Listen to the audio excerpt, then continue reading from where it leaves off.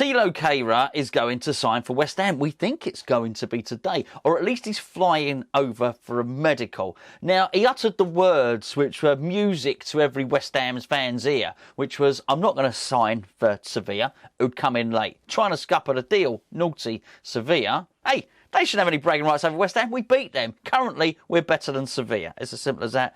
I don't want to join Sevilla, he said. I want to join West Ham. I don't know he said that exactly, because he probably uttered those words that were music to my ears. He probably uttered them in German. I don't speak German. He might have uttered them in French. Don't speak French either. I barely speak English, if truth be known. But I wanted to hear that. I wanted to hear somebody say, I'm not going there. I want to go to West Ham. We needed a bit of that. Skamaka's said it. Agurd said it. I want someone else to say it. And it sounds like he's said it, albeit in German. Because quite frankly, I was sort of expecting him to say, actually, I don't want to join West Ham. I'm going to go and join the Rochdale Rabbits or whatever they're called. Instead, anyone but West Ham. It seems that way, doesn't it? Because obviously we bid for Nunes, who looks like he's going to Wolves. Now, I get it. I think he's got the same agent as one of the part owners of Wolves. I sort of get that. But after it looked like he'd turned us down, and David Moyes looked like he was going to cry in that press conference, this big report and this dossier came out of a few of the coaches saying he's got the capacity to be one of the best players in world football, which just makes you feel crap, really, doesn't it? And it does feel like everyone's sort of turning us down, and we discussed briefly in yesterday's video, and Nana turning us down as well. Anyway, this is a good player, okay? He's in his mid-20s. He is a German international, plays for PSG. We don't pay that much for PSG, which is why he's becoming available. But he's running his contract down. Good player. He's fast. I don't know much about him. I've got to be honest with you. I don't know much about him at all. But I've had a little look. And I think sometimes when you look at highlights, they're worth a little bit more if you're seeing someone playing for a good team. If you're watching some YouTube highlights of somebody, basically their finest skills and technique, and they're playing in the Timbuktu League, you can't really pay much attention to it. But if you're playing for Paris Saint-Germain, you're playing for Germany, you can look at their highlight reel and you can think, okay, well, he looks good. And unless it's really sped up, he looks fast. I might have been watching it in double speed. Wow, he's rapid. But no, he does look all right. He appears to enjoy defending, and he's going to go straight into the team, which is why they're trying to hurry up this transfer. They're trying to hurry it up because I think the deadline might be Thursday lunchtime. Might be wrong. Thursday lunchtime. It's so as he's available for Brighton, for the Brighton game. And do you know what? I think this is one of those things when I mentioned yesterday about David Moyes just sort of not schmoozing and not lying to players, really. David Moyes, probably being David Moyes, when he started this transfer window, started this season, probably had in mind his centre-backs. He probably thought, I'm going to play a Gerd next to Zuma, and then sometimes Dawson will come in, and Bonner's going to come back, and then Diop can sort of be the floating cover, if you like, and it hasn't really happened like that at all, has it? So, you know what? This is going to be interesting. Maybe his first choice partnership might have to change. But what I do like is we've not heard this sort of conversation where David Moyes has said to the player, oh, you're not going to be my first choice centre-half. We've not heard a Tamori situation, have we, here? And maybe the player hasn't asked. Who knows? I don't really care anymore. We need a signing. We need a signing to get the uplift. There's a couple of things that will really help before the Brighton game. Getting this player in, who is a defender's defender. I've just made that up. There's no such phrase. He's a defender's defender. Fact. End of. Defender's defender, right? I think we need that. Get him in. I think we need to win the European game. And in that, I think, really sort of helps increase the mood. Look, we've got bids in for other players. We'll deal with that another time. While we're talking about the defence, I thought it was really evident and played a massive part, I believe, in Declan Rice's poor performance against Nottingham Forest, that he was constantly looking over his shoulder. It must be hard. This is a weird defensive partnership for him. I think Zuma was probably looking at Johnson. I think probably a lot of the reason that he just stood there and basically, I think it was difficult for Declan Rice. Declan was looking behind him, trying to cover the defence. Souček was kept on scarpering off, run up the other end of the field trying to score a goal. But I do feel with the inclusion of another centre-back, I'm pointing like he's behind me, like a defensive behind me. Like I'm the defensive midfielder. I'm putting defence back there. I do feel with another centre-back, it may well sort of it can only help Declan, really. I don't think there's any doubt about that at all. While we're talking about Declan, what we're going to show you now is going to introduce some of our Patreon highlights. And in this first clip, you're going to see myself and Gio in our player rating show, which we do after every single game. We dissect everything. This is where we talk about Declan Rice. It's fair to say neither of us were particularly impressed with his performance and the penalty. He's since come out and apologised. We accept Declan. He just doesn't need to apologise, really. By the way, once you go and look at these clips, because what we have is we have a Patreon site, we have 2 channels, this one, and we have the main channel, and our Patreon site is basically a subscription service where you can help the channel out and get loads of additional content. This month, for this month only, if you try on our entry level tier, if you sign up to that for the month, if you don't like it, we'll give you money back. It's basically free. Shh, don't tell Gio, he doesn't like me saying that word. It's basically free for the month. We'll give you your money back if you don't like it. Go and give it a look anyway. Hopefully you'll enjoy these clips, which is some of the stuff we've had on Patreon this week. Starts off with this Declan stuff. I'm going to give Rice a... I'll give him a 4. I'll give him a 4. Needless card. Needless, I've got to say. And sort of scrambling around. His own fault for being caught out of position. And what I'm not prepared to do is because he got that card, is offer that as mitigation for him not playing well for the rest of the game. You're world class. Find a way. Find a way to dominate that midfield. Find a way to do something. Get involved. I did feel that he was left on his own quite a lot in the centre, but I sort of don't mind because the theory is that Souček gets in there. So there was a lot of time when Souček was in the box, which means Declan was sort of on his own in the middle. That being said, I think Fornell's dropped in a lot to help out an awful lot. So he wasn't totally on his own. He had some legs in there. So I don't think it was the easiest midfield for him to play in. All right, let's just say that. That being said, you find a way, and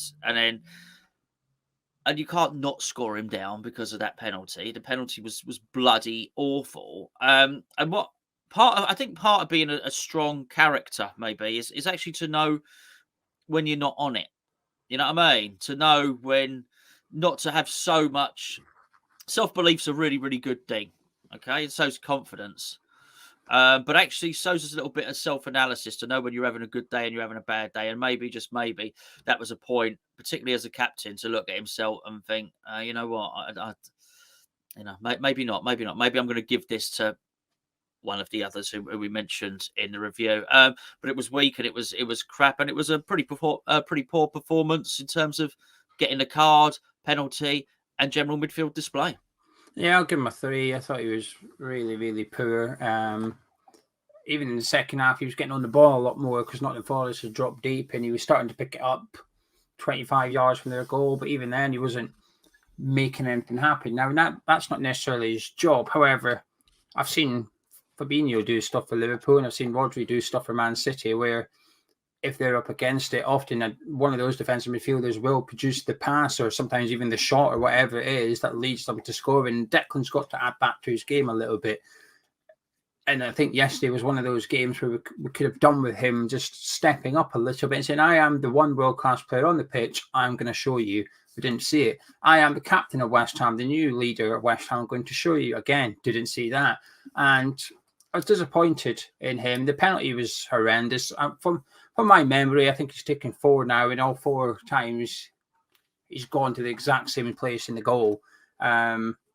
I was listening to a Nottingham Forest thing last night from their fans, and they were saying as soon as the penalty went to VAR, Dean Henderson went into like goalkeeper mode, essentially. He just blocked everybody out, and he was just standing there looking at the ground while the referee was checking the monitor. Henderson was in his own zone, thinking, right, I need to get ready for this because this is probably going to be a penalty. I need to make sure I'm ready. He was staying at the penalty spot, waiting, wasn't speaking to anybody. Referee came back, gave a pen. Rice picked the ball up. Henderson apparently went, right, on my goal line. I know what I'm doing impressive, now. Henderson. He's taking the pen. Let's go. And it was an easy save. I mean, he caught the ball. When do you ever see a keeper saving the pen is one thing, catching it, that shows how poor the penalty is. You very rarely see a goalkeeper catch the pen because it's a very risky thing to do. It's a bit like De Gea's error against Brentford for the first goal. He tries to catch it and it goes under him. If De Gea just decided palm that away, he would have saved it no problem. But he decided to try and catch it. I mean, he should have caught it. But it's the same with the goalkeepers. If you try and catch a ball, you're increasing the risk of you not saving that. And Henderson very comfortably just held on to it, sat on it, kissed the sky, waved to the Nottingham Forest fans while doing it, and got up again. But that was a mentally strong, unprepared goalkeeper. And I think it was poor from Rice. Every West Ham fan watching that would have thought he's not scoring this. He didn't look confident. No. We weren't confident because of what we've seen in the past as well. It was selfish from him. As a captain, he should be saying that's the best penalty taker, you take it. I don't believe he's the best penalty taker we've got. Statistically, he's not the best penalty taker we've got. But even his performances from open play, like you said, it was a stupid yellow card. And for 85 minutes, we had a defensive midfielder that couldn't put in defensive tackles because they had to watch what he did. Now, I don't think Forest caused them that much bother in the second half. I didn't think it really, bar one in counter-attack in the first half, I felt we suffered from Rice being on the book. In the second half, I didn't really feel it was that big a deal, but yeah, just poor from Rice. Very, very disappointing, actually. And we'll get on to Jared. In his defence, I've got to say, I did think all game Rice had one eye on Johnson there as well. So I think we know a little bit of. He was very deep. He was. Yeah. I think he was. Deep. You know, so I think that there was that, and I'd also probably say I would imagine in training Rice is up there with the very best of the penalty takers. But anyway, it wasn't all bad though. As Said Benrahma put in an absolutely brilliant performance against Nottingham Forest that had the West Ham world purring, including myself and Jack Elderton of Analytics United on our brand new feature for the season, HAMMERLYTICS. That's where ourselves, Gio and myself, sit down with two people from Analytics United, that's Jack Elderton and Callum Goodall, to discuss the other side of West Ham, the analytical side, the statistical side, the nerdier side of it a little bit, if you want to put it in those terms. And even when you looked at it through that frame of mind, myself and Jack had plenty of good things to say about Said Benrahma. Check it out. You mentioned Benrahma there. He obviously got a huge amount of praise, and rightly so. I thought he was really, really good. I thought there were still times, don't get me wrong, where I was like, not faultless. There were times where I'm just like, do something slightly different, and he sort of either has tunnel vision for going for goal, or I always think I always think with Benrahma, the further up the pitch he receives it, the worse he. I don't know how to describe it. You're smarter than me. You probably know what I'm trying to say. But I feel I call it the corner quadrant. I don't know what its official name is. But that zone around there, whenever he seems to receive the ball there, it feels like it doesn't feel like that's what he should be doing. What was the difference, in your opinion, between him yesterday and other games where people have, by and large, decided that Benrahma wasn't very good? Two things. I think the shape. Well, we played a 4-3-3 against Forest, and I think that helps him a great deal because you have the midfield inverted in the other direction, so a 6 rather than a 10. And when you have a 10 in there and he's receiving on the left, he often really likes to come inside, and particularly if that number 10 is Lanzini or Fornals, which it often has been, those players tend to like to operate in that sort of left half space. So in terms of the space for him to be able to cut back inside, that often hasn't been that much space for him to attack inside. And I think you see in this game, he had a little bit more room to do that. And actually, once he was able to do that a few times, then you finally see Benrahma mixing up and actually going to the byline as well. And that variance of threats is the kind of thing that really makes a fullback struggle against you. That I think was a real strength and helped him a lot. I mean, he cut inside early, had that shot which Henderson did very well to save, and then he had a couple of opportunities that he created by going to the byline. And then secondarily, I think just coming up against Nico Williams, who was so enthusiastic and so wanted to go for every tackle he possibly could do, kind of works for someone who's a talented dribbler, because in every 1v1, Williams was constantly overcommitting. He wasn't up against a fullback who's going to drop in and be solid up with their centre back and be a little bit more conservative. He was up against a wing back that was just charging out to him every time he received the ball, which makes it a little bit easier to nick it around the corner and get past that player. So I think two things really: that coming up against a defender who suited him and made him look very good, and then also I think a 4-3-3 generally suits him a lot better. I love speaking to people like Jack, people who know what they're talking about, because I'll be fully honest with you, I'm kind of an idiot, right? I don't know everything. I don't pretend to know everything. I don't pretend to even know much. But someone who does know quite a lot about football is Gio. Credit where credit's due. He watches too much of it. If there's a game going on somewhere, he will be watching it. And that helps us because he does the opposition prediction show, where he goes through the opposition we are about to face, predicts their exact lineup, and tells us their most dangerous players, where their weak spots are, the kind of things we can expect going into the match. So I basically can sound like I know sort of what I'm talking about when I do the watch-alongs. And against Nottingham Forest, to be fair to him, he did get it 100% correct. I don't know how they've signed about 400 players and yet somehow he nailed it. Fair play. He watches too much football. You have to give it the respect it deserves. One of the other things we're giving the respect it deserves is youth team football. This summer we did a survey which asked what kind of things you would want from the patron in the future, and something that came back a lot was youth team coverage. And so that's one of our new features this year. We're going to be covering all of the youth team games and giving them reviews and the love they deserve. And one of the things we did this week was an under-21s review of the Arsenal game, where Gonzo sat down and watched it and had some choice words about some of our defenders and midfielders. And more importantly, my God, what was that man wearing?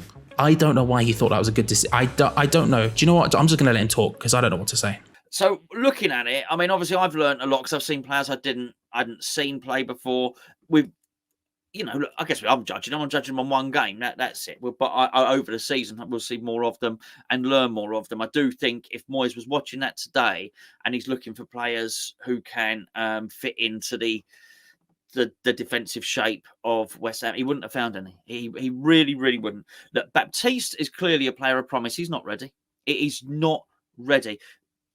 They'll probably put the highlights of will they put the highlights up? They might put the highlights of that up, West Ham. They do, and you look at the way we conceded all 3 goals, it was like that all game. We couldn't defend in the air, we couldn't defend on the deck. It was not a pretty sight. It was terrifying, actually. It's not that Baptiste didn't do any good stuff. He was probably the best of the defenders, but not Ekwa. Ekwa kept on drifting into midfield. Slightly different, but he's quite clumsy in possession as well. He's just not ready yet. I've got to say it. I think if I was David Moyes, I'd be looking at that thinking, okay, well, Ekwa looks good. Ekwa looks ready. Becco, I wonder if he'll get another chance because, I mean, there's no doubt about it. He looks better than Mbama. And Mbama looked okay in pre-season. It depends. I think a lot of it's on attitude. If you can get that as a Becco, then you've got a bit of a player there. He definitely worked harder. But I think if I don't know. That's the under-21s. I don't know if there's some wizard playmaker in the under-18s or something like that. But you know how clubs sort of go around and they poach other clubs' best young players and stuff like that. I think if I was in the West Ham Academy or I was David Moyes, I was instructing the West Ham Academy, I think I'd be looking at that at the moment, and I'd probably be instructing my scouts to go out and find an attacking midfielder because there was such an industrious midfield that we had, but no real magic. And I'd be probably looking. It's quite funny, really. David Moyes said all this stuff about need another Dimitri Payet. I know he was talking about the first team, but there didn't look to be one there. We have plenty of Huff, plenty of Puff, a lively striker in Odebeko, quite a buzzy little winger in Swoyer who scored the goal, and a good defensive midfielder in Ekwa, but nobody there who was going to open up a defence from central areas. So I do wonder if that's something he might well take a look at. And that's just a smattering, a small selection of all the things that have been going on the Patreon this week. There's so much happening at the moment that it is impossible to fit it all into one video. The only way to keep up truly is to sign up, patreon.com/hammerschat, link in the description below and also in the comments. For example, if you were to sign up today, you would be getting in the next week the Patreon podcast today, live at 3 p.m. The breakfast show tomorrow, setting up the Europa Conference League fixture, the Europa League player ratings when we come back after the review. We have the Brighton opposition prediction. We have the Brighton breakfast show. We have the Brighton player ratings. We have a Patreon podcast again live on Monday at 3 p.m. We have a mug of tea, which is our cup of tea spin-off. We have our coverage of the youth team continuing. We have our monthly Q&A with big West Ham people where you get to ask the questions along with more episodes of Hammerlytics. There is so much stuff on patreon.com/hammerschat, that the only way I would say to you is just go down, have a look, have a little peruse, have a check out. And hey, while you're around here, subscribe to the forum channel. Gonzo does a lot of work. He puts in the effort. He puts a video up every single day, and I think that's to be commended. So subscribe, like the video, all that good stuff, and we'll see you next time. Bye everyone.